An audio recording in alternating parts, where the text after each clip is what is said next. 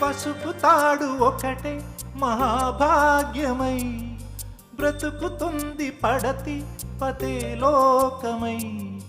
మగని మంచి కోసం పడే ఆర్తిలో సతిని మించగలరా మరే ఆప్తులు. ఏ పూజ చేసినా ఏ నోము నోచినా ఏ స్వార్థము లేని త్యాగం భార్యగా రూపమే పొందగా. అపురూపమైనదమ్మ ఆడజన్మ, ఆ జన్మకు పరిపూర్ణత ఇల్లాలమ్మా.